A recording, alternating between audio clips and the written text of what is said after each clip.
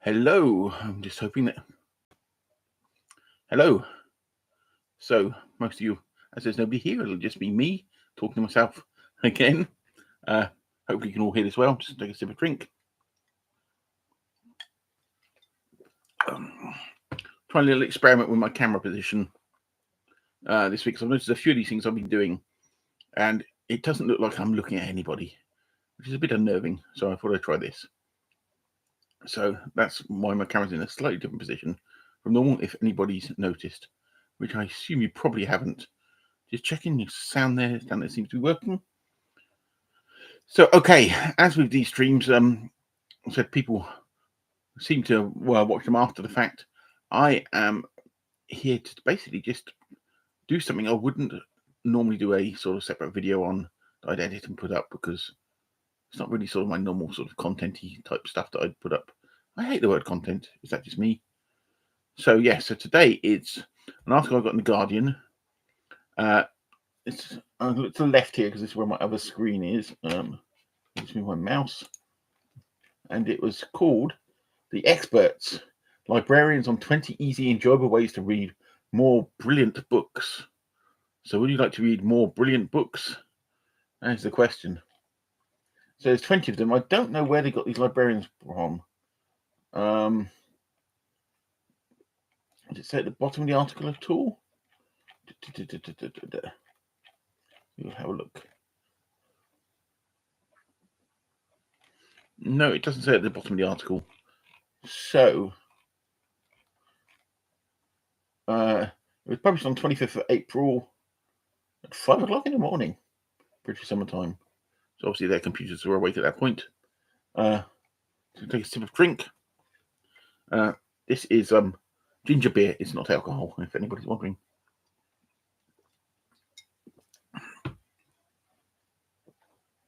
So it starts with do you love reading, but all too often find yourself just scrolling through your phone and watching TV?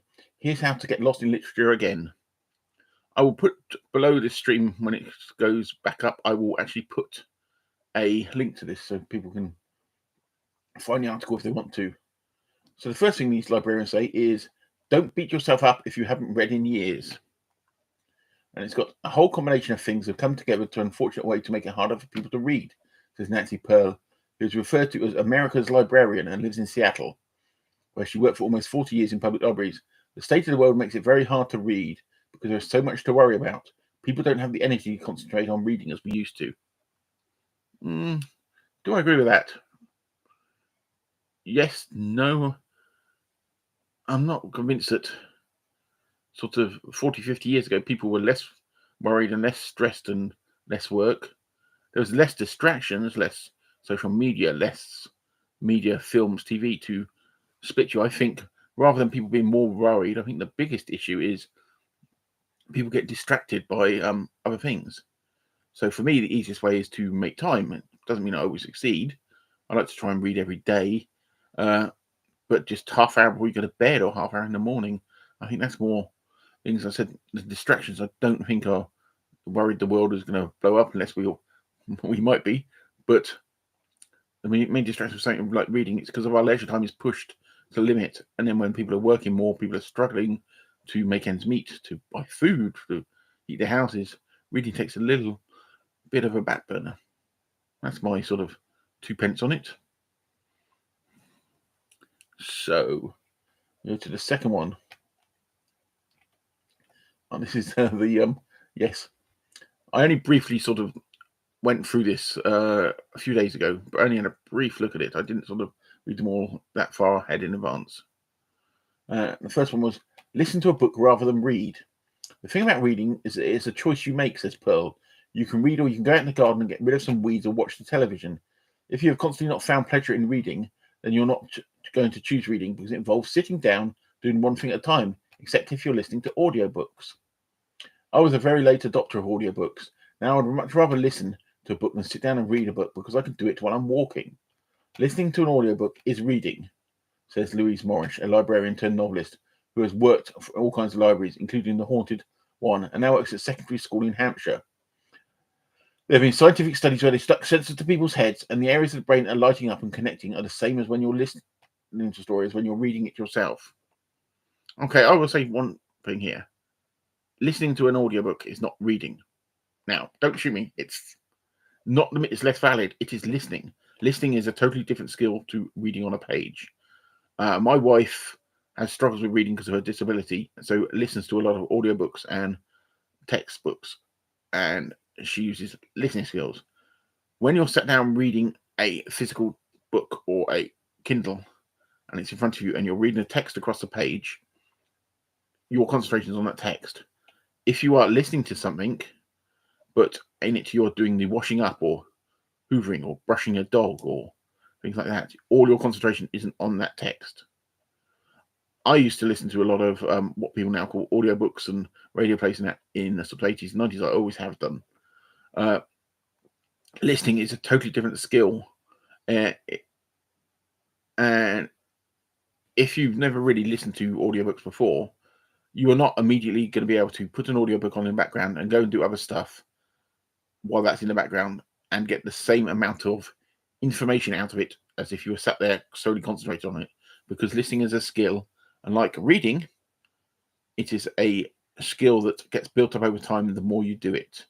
My wife absorbs more information from listening than I can because she does far more of it than me and she's practiced it. So that's my thing is. So it is no less valid than sitting down and reading a book, but it is listening. And that's me just being really pedantic. So if people call it reading, I don't really care. But I'm just saying it is a different skill and it's slightly different. But yeah, if you haven't got time or you want to find a way to do it or a way to get the information, listen to them, but don't expect from the get-go, if you've not been doing it, to be able to get the same amount of information into your brain. Does that make sense? I've not offended anybody, have I? I hope that makes sense anyway. Because I said listening is a really big skill. That's why I said when I was at university, listening to getting information that way, you make notes as you're going along, and it is a very skillful thing to do well, and it just takes practice and more time. Like reading, your reading gets faster through time, you absorb more information, and that's how it works. So I hope that makes sense. So yes, audiobooks are a valid way to get books into you, but remember that you're not going to immediately be able to do other stuff and listen to an audiobook and gain the same amount than if you were just sat there listening to it by itself. Though, to tell you the truth, if I sit there and just listen to myself, I normally fall asleep. But that's just me. Take a sip, and then we get on to number 3.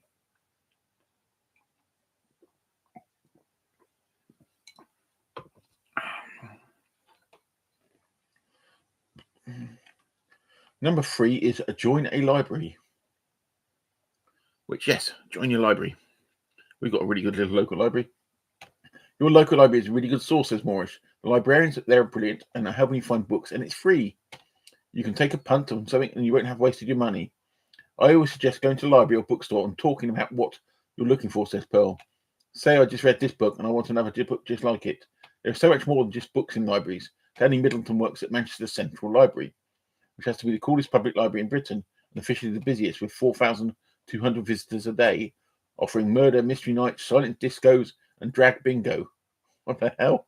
Middleton is in charge of reader development, which involves encouraging people to come through the doors and discover what a magic is inside. Once we get them in the library, then it's bam, you can't go out until you've joined. Our little library is really good, though we are limited on the books because I live on an island. We have. I remember when I was very young, we moved from one end of Hampshire to Dorset to Portland, which is an island off of. I have a thing about islands there, and I remember the little town we were living in had a library that was basically a big porter cabin, and within 6 months I'd emptied it of all the stuff that I wanted to read because I was like voraciously reading at that point when I was, how old would I have been? 13, 14.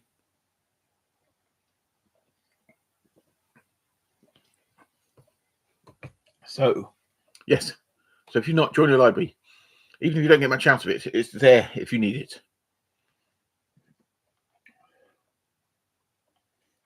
Widen your search. Think about books that you've liked in the past, says Morris. Searching on the internet for books like or books written like is always a good place to start. I've never done that. Goodreads is incredible as lists and lists of books, novels, short stories, and thrillers. There are so many bespoke lists on there that you can find books you fancy. A new website, seperate.com, collects books in terms of your interest. You can type in, I want to read books about women who have overcome adversity, and you'll have people on there who have curated lists of books and the subject matter. Morris also recommends BookTop and following authors and book bloggers on social media, which says it's a fantastic quality internet to hang out in. Joining a local book club is really a good way of meeting people who love books, Morris says. And I'll add to that, obviously say, watch BookTube. Read what I like. So I'm drinking so much, I'm really thirsty today.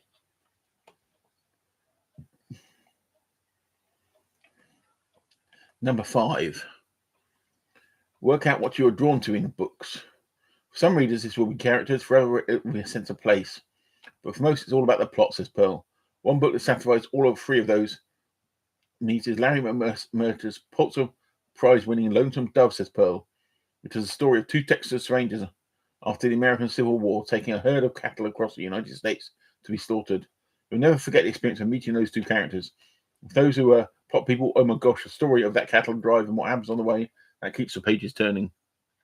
I know with the Western, trying to think what it's called, the Western book event coming up, quite a few people are going to be reading that, according so that does not surprise me. So we're now on to question 6 of these 20 expert librarian tips of how to read more brilliant books. My big life hack is to read every single day. Why is everything a hack? Why is to read every day a hack? It's just what you do. Sorry, the term hack really sets me up. Says Morris, I read every night without fail, even if it's just for 5 minutes or a page. You get through a book that way. You don't lose your place and forget what's going on in the story. It becomes a habit.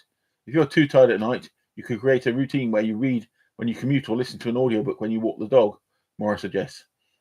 Setting a reading target can be good incentive. Say to yourself, this month I'm going to try to read 2 books a week, and if you reach that target, give yourself a treat. Targets, I find, can be good and they can be negative. Sometimes setting yourself, like, I'm going to read so many books or do this, you put pressure on yourself and you rush books. Sometimes it's not about how much you read or how many you read. It's whether you enjoy it and you get out of it what you want to get out of it. So this setting a target thing can be a bit of sort of double-edged sword, really. That's what I believe, anyway. 7, read what you love. Yeah, I agree with that. Finding the right thing to get back into reading entirely on your preferences, said Middleton. Who doesn't do Grizzly? But for many people, crime and thrillers are very accessible. With Richard Osman, James Patterson actually wrote anything now?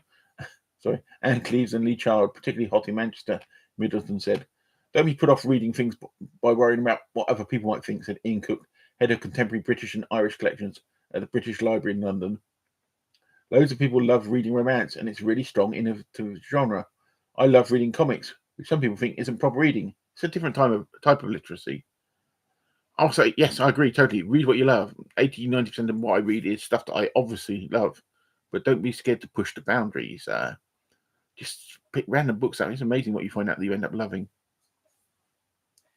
I think that's probably what actually looks like. That's what the next question's going to be saying. The next tip. Be open-minded. This is number 8, by the way, out of the 20. Experiment with trying something new, says Cook, which you can do easily through public libraries. If you don't like something, take it back, borrow something else. He gives us poetry as an example, which he got into 8 years ago after previously being slightly scared of it. It's like music. It's people talking about their experiences in a very personal ways. Charlotte Wetton is a current favourite poet of Cook's. Try to read as widely as you can, but because your taste may have changed. If you've a gap, says Morris. You may have once loved vampire books, but now you've moved on to something else. Yeah, you may like zombies now. Sorry. Pardon me. But I will add a proviso to that. Yes, it's nice to push yourself and out of your boundaries and find out things you love. But if you don't be embarrassed to go back to just what you love to read. Just read. Read what you love. Next one is number 9. Consider non-fiction. If you struggle to get into a story, read to non-fiction aisle. Head to the non-fiction aisle, says Morris. I'm very interested in the gut microbiome at the moment. Okay, each their own. So I'm finding books on that. If you watch a lot of true crime on television, there are loads of books based on true crime. Biographies and memoirs are very readable too. Literary prizes can offer inspiration. The Women's Prize have their inaugural prize for non-fiction this year, and there's the Walter Scott Prize for historical fiction, says Morris. Reading comes in all forms: magazines, catalogues, books, short story collections, manuals. It doesn't have to be a novel. Yeah, I agree. It doesn't have to be a novel. I'm a big fan of short stories. I don't read huge amounts of non-fiction, but I do read non-fiction. Read a lot of comics, as Mercy may notice. Actually, I've got a video coming up. Actually, bizarrely, I don't know why it's been released at 10 o'clock tonight, which is just some comics I've just recently picked up if anybody's interested. Anyway, now number 10. We're halfway through the list. Halfway through the list, and we're 15 minutes in. Pick up a quick read. Middle suggests quick read series, which are short and accessible versions of novels and non-fiction. Massive authors contribute page-turning thrillers, comedy or holiday read romances. They're written in very accessible English with short, snappy chapters and only about 150 to 200 pages. I'll add to that, though, it seems to be only in the last 20-odd years, every book seems to want to be 500 pages. I'm a huge fan of Golden Age science fiction, as if you're people who normally watch me, and all science fiction, really. But you will find that a lot of those science fiction books quite easily can be 150 pages at most, 200, especially some Highlands, especially some Asimov. And it's amazing what they can cram in, because sometimes books get a bit baggy. When everybody wants to do trilogies of everything, especially the fantasy genre, it's nice to actually read shorter books. So, 11. Remove any distractions. When reading, turn your phone off or put it in a different room, says Morris. It's the biggest distraction possible. For children particularly, if they get a notification on their phone and they're off and they don't get back to the book. I'm not really obsessed with my phone. I don't get much notifications and that, so I frequently leave my phone. My main use of my phone is as a camera. So my phone frequently gets left in different places, so that doesn't really stress me. But I agree totally about removing distractions. I've got a feeling at the moment that noises, even quiet noises, started to disturb me and take me out of things. It's because I've got a slight hearing problem, which goes back to when I used to work with, used to be a printer and heavy machinery, and my hearing's slightly damaged. It's not causing problems, but apparently it's to the level that, weirdly, I'm sensitive to small noises a bit more. So actually, I use sometimes late at night, specifically when it's quiet everywhere in the house, I will wear ear defenders. And I did do a video on this a while ago, so I might have to put a link to it somewhere. But yeah, just distractions I've got to keep out of the way. I know it's hard, especially with people with large families. And I have problems when my dogs started going off and things, but we all work ways around it, don't we? So yes, surround yourself with books is number 12. Leave books lying around your home that look enticing. Well, you've got to be careful with that in this house, because otherwise a dog will eat them. Says Marissa, do like a librarian at primary school in Ealing, West London, and a children's author. This is a helpful technique to encourage yourself and family members to read more. If you let children see you're reaching for a book rather than your phone, it's going to make them want to read too. This can also be replicated in the workplace, says Middleton. If you have books in the staff room, when you start having a brew, the books will be staring at you, and you might be tempted to pick one up. Basically I work from home, so I have books around me all the time. So obviously there's books behind me, but I do have books in different rooms because I'm normally reading 2 or 3 books at the same time. I might have one on my Kindle. I've got another book in that lounge. I've got my main read at the moment, which is actually behind me over there by that lamp, which is where I normally read it, which is actually the first book, The Wheel of Time, and that's how I normally do it. So yeah, I agree. Surround yourself with them. And then number 13, unlucky for some. It is never too early to establish good reading habits. Start reading to kids as soon as possible, says Dulak. If you're taking your baby out with a buggy, in the same way that you might pack a snack, make sure you've got a board book, and then you can interact with.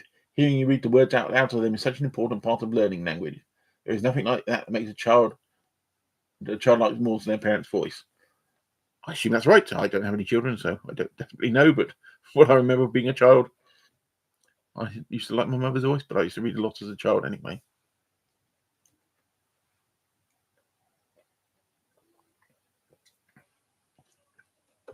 Sorry, sort of think. Read aloud. Somehow we stop reading to kids when they learn to read themselves, says Pearl. One of the best things to do is to set aside part of the evening for a family read, which can be all of you sitting around reading, not having your phone handy. I do think reading out loud through the teen years is a great way to share that experience with your children. Cook recommends attending or tuning in online to an author reading, such as through the Library Living Knowledge Network.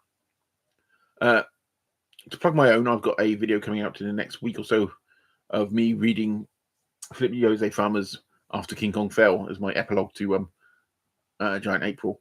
But also, as I said, my wife has a disability, and I will read a book to her that may not be an audiobook version of it, especially. We do that quite a lot, and I enjoy reading out loud, even though I sometimes struggle hearing my own voice, as people do. But you get used to it. Actually, since I've been doing BookTube, I've struggled less hearing my own voice because I have to listen back to my videos sometimes. So number 15. Is this one I can argue with? Keep a reading diary. Write down what you're reading, who wrote it, who published it, and what you thought of it. So every time you can go back and see what you've read and what you've liked. It doesn't have to be very involved. Just a couple of sentences to jog your memory. Yeah, that could be a good idea if it works for you. Or just keep things on, like I log most of my stuff on Goodreads, though I do have a spreadsheet as well, but it's not up to date because I've been bad at keeping on top of it this year. Though my reading's been a bit slow this year, so maybe that's it. So next, 16. Ebook or print? Print, says Middleton. I'm old school. I like holding it in my hands and turning the page. I like an audiobook when I'm doing the ironing, though, Pearl adds. I read Susan Boyd's book, Love to Miss, recently, and it was a book that I really needed to hold to encounter the words and the characters myself, Doodle says. I would say that a Kindle has its place, but only when I'm on holiday. Cook is an ebook enthusiast. What's really exciting about digital is it can allow new ways to tell stories and engage people, such as books that include the reader making a choice. They go through a book that reacts to the reader's environment. He recommends Breathe by Kate Pullinger, a ghost story that is designed to read on your phone and uses data about you to create personal experiences of the book based on your circumstances. That sounds creepy. I wouldn't want to read on a phone anyway, but I have a Kindle. I don't read that often. I normally use it to read sort of Project Gutenberg stuff that's in the public domain. I find sometimes when they translate books, they've not checked them for errors when they turn them to ebook format. They just scan them and just whack them down. But it's whatever works for you. If you like ebooks, read ebooks. I personally prefer a physical book, but I said when my wife is able to read, she will uses the Kindle because that's easier for her to alter the text. So it's great for people, especially people with visual difficulties or other reasons. So yeah, whatever works for you. Avoid fines. I think this is to do with the library. Number 17. Best way to do this is keep your books visitable, not under the bed and in the same place so you always know where they are. Don't fear the fines, says Cook. Find out what your library's policy is. How to renew online and set a calendar alert. Well, when I do library books, which I don't do huge amounts, I do set an alert, but our library doesn't do fines. So if you keep it long enough, they would charge you for the book. 18.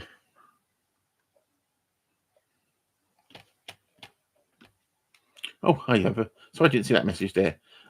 So, Anita, hello, nice to see you. Yeah, it's so lovely that I read out loud to my wife. Yeah, it's just one of these things we've always done. It's we've not done much recently, but it's when stuff's not available on audiobook or we just like the same things, and it's quite enjoyable for both of us, really. And I recommend it to anybody. You don't have to have a reason to do it. It's just what to do. She's tried to read to me before, but she stumbles over some of her words, and they get a bit muddled up for her. So it's not as good, but it's all fun. So I'm going to go to question 18. The perfect unputdownable holiday read. Try. Pearl. What I would look for is a good saga or a really good fantasy novel, Rosamund Pilcher said. Rosamund Pilcher was a great holiday book writer. I don't know Rosamund Pilcher. Is that an author I should know? Maybe I'll need to look her up afterwards. Morris. For people who don't read regularly, I would recommend Tari Maffey, a crossover author who writes adult and YA. Her writing style is almost like text message, short, sharp chapters written in a stream of consciousness. Not sure that would appeal to me. Middleton says, the Tales of the City books by Armistead Maupin.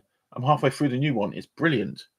I remember, actually, there was a series on Channel 4 in the UK in the 80s of the Tales of the City. I remember really liking that, actually. I think it was the late 80s it was on. But I've never read the books. I'll carry on with it. Cook says, 80 Days by Inkle Studios, an online retelling of the classic in which you help Phileas Fogg around the world and get drawn into your own adventures too. I like Phileas Fogg. Dulac, the Scandal series by A.F. Steadman is good for kids because it's got bloodthirsty unicorns and Harry Potter-esque magic, but with more contemporary twists. For older readers, Tomorrow and Tomorrow Tomorrow by Gabrielle Zevin, a beautifully written page turner, and love Lost in Gaming. I'm not very helpful on newer books because I don't read huge amounts of new books. I've got on the back there, I've got on my back shelf, if you see where that light is on the shelf there, it's got Tom Hanks wrote a novel that apparently is really good, and I have it, and I keep meaning to read it. So that's going to be a good page turner one. I say at the moment, I finally, after 30 odd years, started the Wheel of Time books, and I've just started the first one, which Eye of the World, that's what it's called, and I'm really enjoying it. I don't know why I put it off all these years, but no, a good epic. Epics are good. Epics are good. 19. I'm on number 19 of these 20 questions. Know when to give up. Oh, this is one I would argue with. The librarians agreed that 50-page rule. 50 pages? What? Read to the bottom of page 50, says Pearl. If you're enjoying it, then go on course. If you can't slog through it, then stop reading. If all you care about is did they get the killer, then turn to the last page, he adds. As my 50s came and went, I realised that you don't have enough time left to read all the books that you want to read. So if you're 51 and up, yes, I am, I'm afraid, subtract your age from 100, and that should be the number gets smaller every year. So the number of pages you should read before you can guiltlessly give up a book. When you turn 100, the ultimate reward is that you can judge a book by its cover. Well, that's just silly, isn't it, really? Sorry. I agree. Don't slog on for a book if you really, really hate it. I'm one of these people who very rarely gives up on a book, even if I hate it, which I can't think of many books I've hated. I would only normally give up on a book if I found it hugely offensive in some shape or form. But these people who say to give up after one chapter, two chapters, or even 50 pages, that's not enough, especially on a big book. I've read several books that have only come together literally in the last 50 pages, or when you finish the book, you realize you liked it. It sounds really weird, but it does. What did I read? Oh, there's a couple of books I read last year, and both of those were ones that I didn't 100% enjoy when I was reading them, but then realized I liked them and I finished them. Kings of the Dead World. Can't remember the name of the author. That book there is hard going. It's a hard going book, and if I'd gone to that 50-page rule there, I would have not finished it. And when I finished it, I really liked it, and I'm probably going to reread it in the next 6 months or so. But you've got to make your own judgments. But just be careful that if you give up on a book, you're not giving up on something that could end up being really, really good. That's my opinion. Nobody has to go by it. That's my opinion. Then we get to number 20.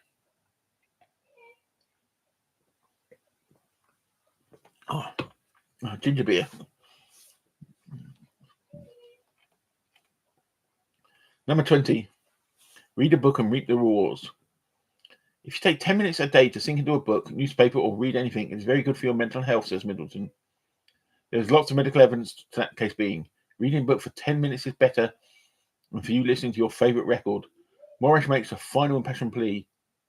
It's been scientifically proven that reading increases your powers of empathy, social skills, and ability to relate to other people. It relaxes you, it lowers your cortisol levels and blood pressure. It increases your vocabulary, your knowledge, your creativity, and imagination. If you read for pleasure, your grades will be better. To read from a book gives you time off the screen, which is hugely beneficial for your mental health. Yes, I agree with that. I find it a nice escape. I like to just go into the world. What did I see the other day? There was a list. David Gerrold, the author, he wrote for Star Trek and famous Trouble with Tribbles. He wrote. He shared a thing. I think I may have talked about it on the live stream we did the other week, which is saying that basically fiction books are a waste of time, and I just couldn't believe that. Fiction, non-fiction, whatever.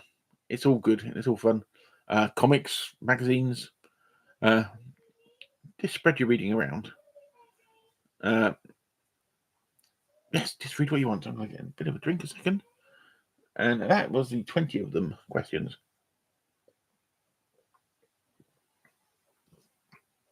As I said, I do these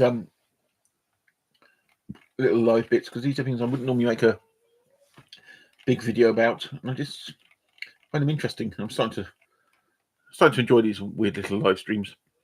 And then if people comment, that's great. If they just look at them afterwards, it's just as good. I'm just checking here.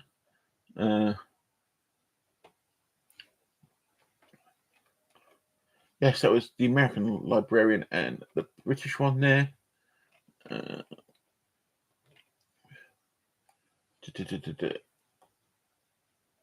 That's all of them.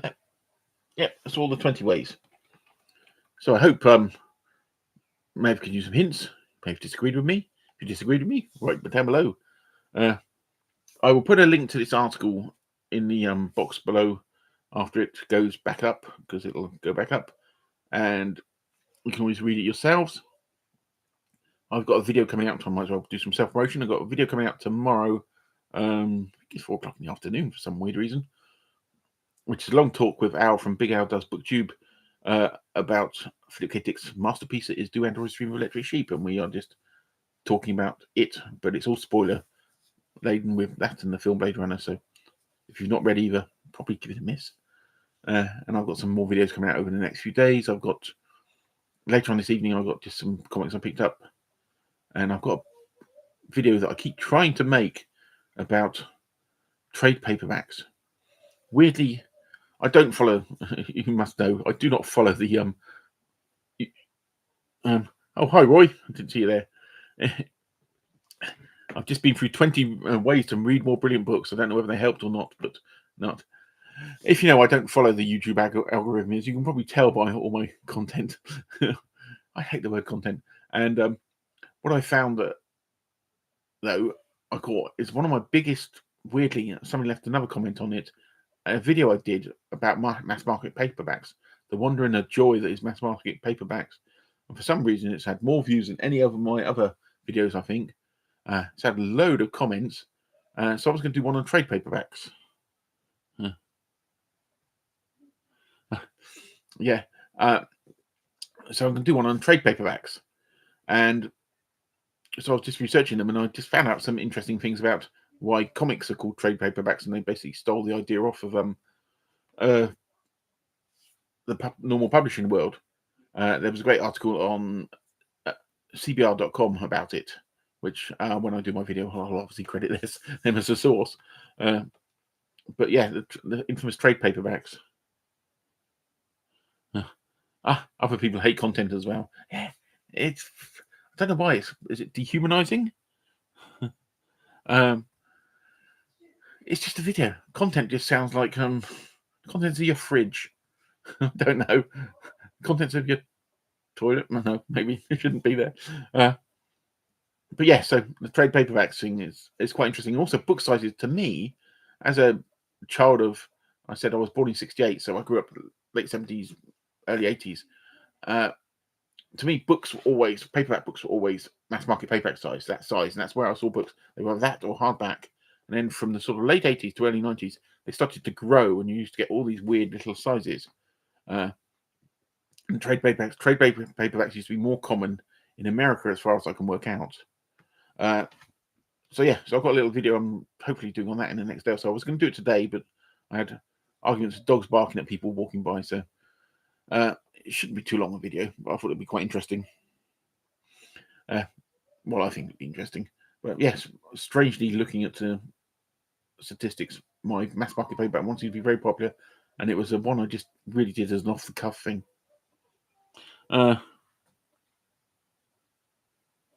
Matthew Grove, yeah. To me, it's something bland and manufactured, like something out of the tubs. Term content, yes, it is. It's following trends as well. When trades were rarer, I liked them as a special thing. Yeah, I suppose when trades were proper trades, when they were literally the hardback book with a softback copy, I think that's when they were really, really special. Now they seem to be, see how many different sizes we can choose a book in. Because you get authors. I'll go back to Philip K. Dick. I'm sorry, because I just know this. Philip K. Dick, most of his books were only ever published in mass market paperbacks. They never went to hardback, so you can only, which is why a lot of his first edition paperback books are actually worth quite a bit, not quite a bit of money, but worth more than anything else. But nowadays, people, from what I was reading, people have sort of arguments with their publishers about the best way to, what format to put things on, what size they're going to be printed in. There are so many different book sizes now, far more than there ever used to be. Roy said it's like a 12-inch single. If you're old enough to remember vinyl LPs, when they used to do a 12-inch single, they used to release the single used to go to the charts, and then they used to do a 12-inch version. They used to be up 25. If anybody ever remembers a song called 18 by Paul Hardcastle about the Vietnam War, from what I remember from that, I used to have friends at school that really got into that song. There was about 25 different 12-inch single remixes of that you could go out and buy. So that was just really quite bizarre.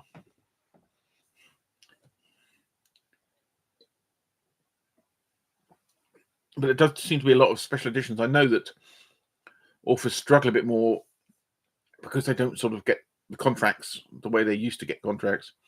I think that's probably why there's all these weird special editions that seem to come out.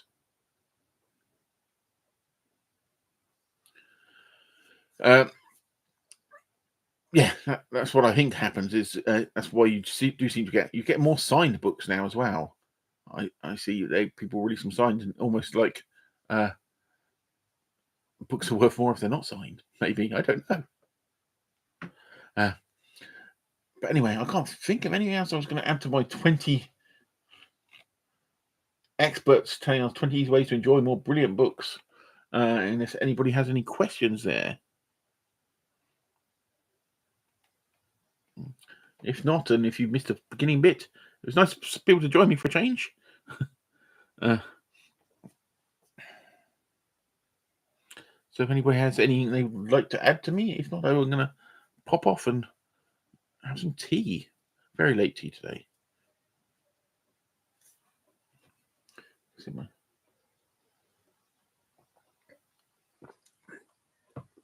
And carry on my reading of the Wheel of Time, which I'm still confused about why it's taking me so long to read it. No problem. Yeah. I've enjoyed doing this. My plan at the moment is to sort of, if I can, sort of every Wednesday around about 8 o'clock, is to just pop on and do some random thing, normally something I found in a newspaper or something. I will put a link to, as I said, to this article I've been reading. Roy's just asked me how many Lord of the Rings editions do I own. Let's have a quick look. I've got over there 3 or 4, but then I've got about 4 versions of The Hobbit as well. Okay, so maybe I'm guilty of that. Okay, maybe I am very guilty of that. I've got 2 copies. I've got 3 copies of Silmarillion. I've got some illustrated one by Naismith, the artist, Canadian artist, really good. Hobbit ones, I've got one illustrated by Alan Lee. I've got 2 paperback versions, and I might have an original. Actually, I've got another paperback version as well, but I can't get rid of them. It's like they're there. Some of them I had one version of it I've had since school, I think. So yes, so maybe we do stock too many versions of books. And I must admit, things like Isaac Asimov books I have multiple copies of, as Philip K. Dick books. So, oh, he's got a Russian one, a Russian Hobbit. Is it written in Russian? That's the question. Is it, if the book's written in Russian, how do you read it? Because the I can't remember what you call the alphabet is totally different. Isn't there a Russian film of The Hobbit that somebody discovered last year? Jenny studied. Dr. Jenny studied Russian, did she?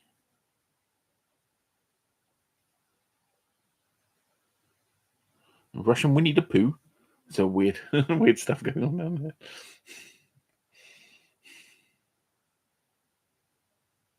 But yeah, no, the Alan Lee illustrations are great. And I'm trying to remember Naismith is Russian Pooh fantastic. See if I can find out on my other screen here. No,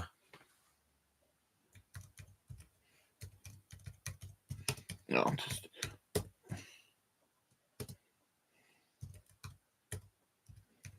have to show it do a video showing it.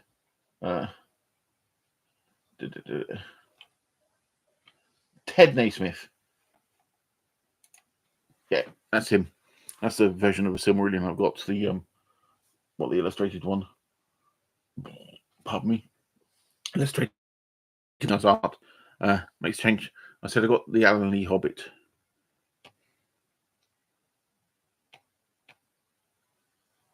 Yes, the Lord of the Rings one. With always asking about Lord of the Rings one with the animated cover from the. I've been keeping an eye out for that for years. I saw a copy on A Books. When was it? Last year, with the it's got the Nazgul on the front, the 9, one of the riders there, and it was going for stupid money. And I'm quite happy to overpay for books occasionally, but that one. But yes, I would really love a copy of Lord of the Rings with the Ralph Bakshi cover from the animated film. But I do keep an eye out for it. I do eBay searches every now and then and search on A Books for it, but it still never appeared up. It's very hard to find because if you type into some of the search engines, Lord of the Rings, and then if you put the year of the film, which is 77, 78, you just come up with all the other versions that were around at the time. And then you put film tie in, and that doesn't quite work because you get some weird ones come up. Yeah, Royce just said there was one on eBay that was falling to bits. Yes, I have seen a couple that were falling to bits as well. Well, I don't know how many they produced and whether they just produced loads of them. But I like that film. I really do, even though the rotoscoping is a bit weird at one point.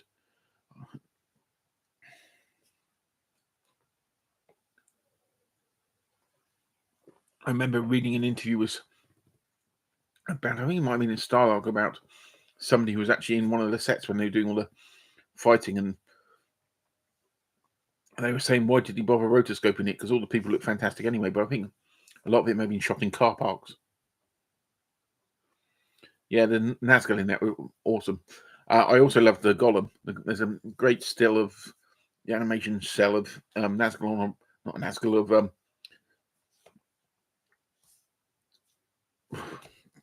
of Gollum holding onto a log, and you just see his eyes. That's how I've always imagined him. I thought that's great. But there's also I keep meaning to do the watch the original, what I would call is the original Lord of the Rings films, because you've got there's the animated version of The Hobbit. I can't remember who produced them. And then you've got the Bashki's Lord of the Rings that stops halfway through the Two Towers. But then there's also a TV version, animated version of Return of the King. And I've got copies of all of these, digital copies of them. And I keep thinking I should just do the whole. That's basically the whole of Lord of the Rings in animated form. So I keep meaning to do that. Best bits of Bashki are better than the worst bits of Jackson. Yes, but he did some weird films. Some like beat poetry one beforehand. There's a YouTuber called Folding Ideas. Is a channel, and he did a big deep dive into that version of the animated version of Lord of the Rings, and he talks a lot about Ralph Bakshi's career, and it's really interesting. About an hour and a half video. It's a really long video, so you've got to have some time for it, but it's well worth watching. Folding Ideas. But I'm trying to think who did the animated versions of The Hobbit and then The Return of the King. I cannot remember. There's something else I'm quickly looking back on it. It's a little screen for me.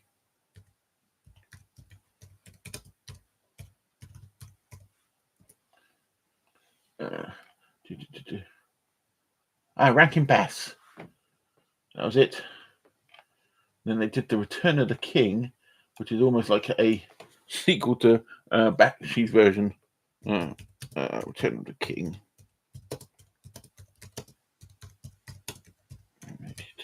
Oh, we love Google. Man, does Google live. And that was done in 1980.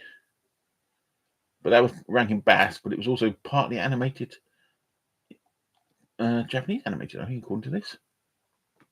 But yes, I do keep meaning to do that, and that would be the real Lord of the Rings trilogy. Anyway, I need to get going because otherwise Mrs. Back Away from the Donkey, Rosie, will be shouting for me very shortly. I said I'll put a link to that article if anybody's interested below once I finished. And I said I've got a video coming up later this evening about 10 o'clock. If anybody's interested to see what comics I got recently.